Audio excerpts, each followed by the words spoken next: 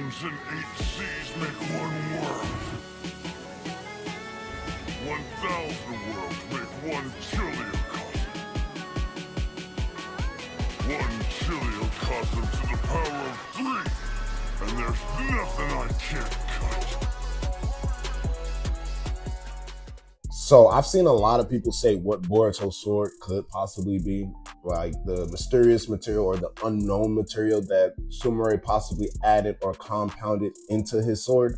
You know, the explanation that was cut off in chapter 28 of Two Blue Vortex as she was explaining this quote unquote mysterious material. Now, I believe more likely than not, Ikimoto definitely did this to subvert our expectations, to allow theories to blossom, to allow conversations, discussions, and all of these guesses to fill the air until we actually find out the truth. According to her, she reshaped, quote unquote, reforged the sword in order to maximize its durability, its sharpness, its strength, and its cutting potential. We know that she explained its functionality towards Boruto, basically saying how it's going to constantly, at a minimal rate, absorb and take in his chakra. Once he grips the sword and tilts it in a certain way, the jutsu will be autonomously activated, and Boruto won't even have to worry about keeping his focus or maintaining his chakra, because all of these functions are essentially what the sword will do for him itself. So basically, everything is set up for this guy to suffer from success, long story short, right? So I don't really want to waste time. Well, I can't really say waste time, but I see a lot of people, a lot of discussions and theories based on what material did Sumire actually add to Boruto's sword, whether it be relations to the Shinju, to wood style, to the Ten Tails, to Nue, which is the most popular theory circulating right now. There's so many endless ideas of what actually this girl added to his sword. You know, something that will inevitably be useful for Boruto as he pursues his battles in the future against Jura, against the Shinju, and most famously against this guy Kawaki. Would it be even something that allows or prevents his sword from being shrunken if Kawaki were to ever attempt so? A lot of people have brought up a majority of these ideas. Now, for me personally, I'm not gonna spend my time talking about what Sumire added to the sword, trying to guess what material or compound is actually imbued within the sword itself, as opposed to let's just actually figure out or see if we can discuss what the sword can do. So basically, regardless of its origins, whether it be Ten Tails, Shinju, or whether it be Nue himself, right? I want to focus on the functionality of the sword. Aside from everything that we know Sumire was able to break down to Boruto, is this mysterious material compound, does it add any type of new effects or negates any possible effects to Boruto's sword? Or does it add anything to his fighting arsenal?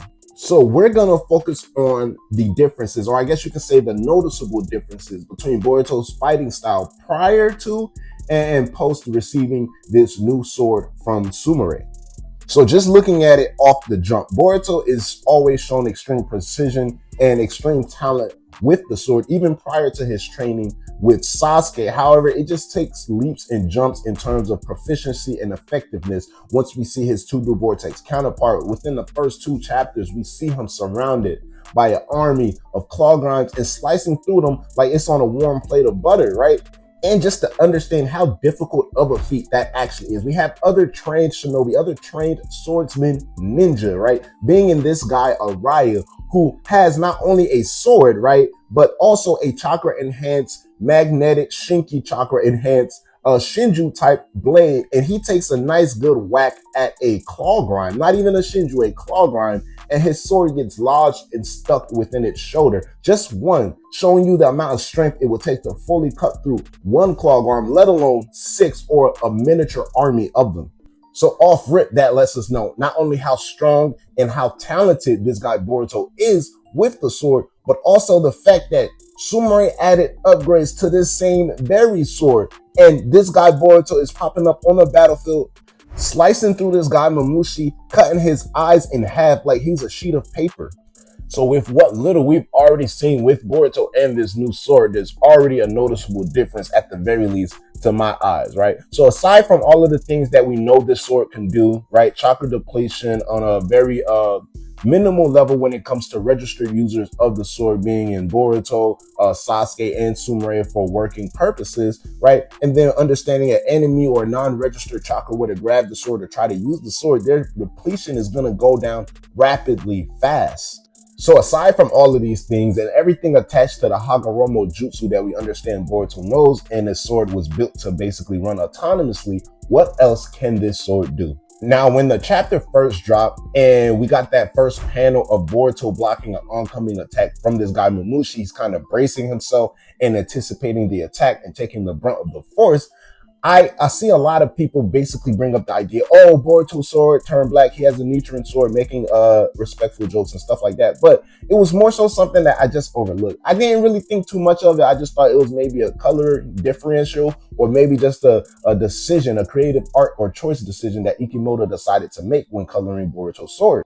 However, when the spoilers and the chapter officially dropped for this chapter 28, there's more than one panel where we see Boruto's sword is actually turning black, where the edge is kind of like a silvery white edge, and the most of the sword on its backside is coated black. And for the most part, throughout other instances of the chapter, the sword is its regular white or gray shade and having no black colorings in it. So that's actually an interesting note if you want to pay attention to that.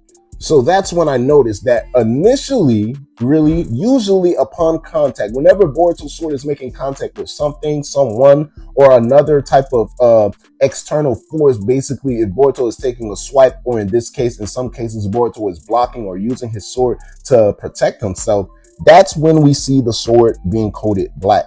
So essentially, if this isn't a creative choice by Ikimoto, then what does this mean when it comes to Boruto's blade?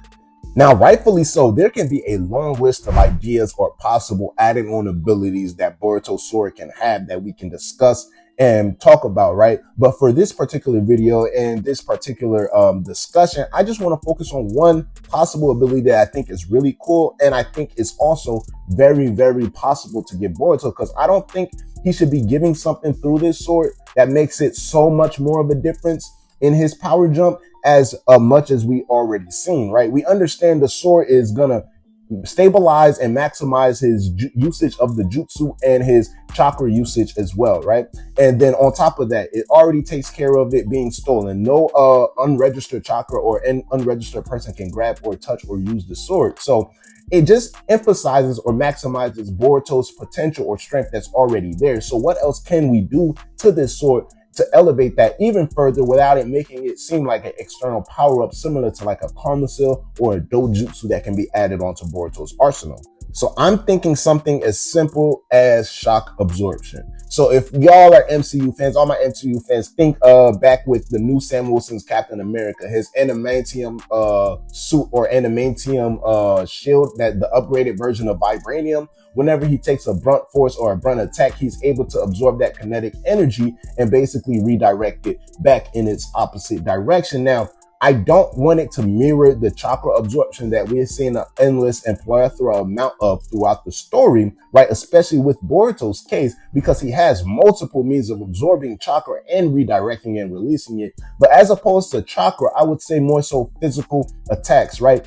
So if Boruto is able to block with his sword or take in or absorb the brunt force with his sword from an oncoming attack, he's able to use that kinetic energy and redirect it backwards. Now, the best thing I can think to compare this or to parallel this is like, think Meliodas from Seven Deadly Sins with his full counter, or his son being able to use his full counter ability, right? Because it sounds like it's something that can be completely hacked and completely broken. But if man is right, you can use it effectively and continuously throughout the story, because if it wasn't, right, it would be in the case throughout Seven Deadly Sins, Meliodas would have one-shotted any and every single opponent that came across him, but we understand that's not the case based off of how full counter works. Now, if an attack is simply too much or the wide of range where the person can't necessarily basically counter everything in one strike, it won't work, or you can be overwhelmed, and in that case it won't work, right? Because we see the difference between a Meliodas full counter and a Tristan full counter, his son, where his full counter isn't as strong as Meliodas' full counter. So in Boruto's case,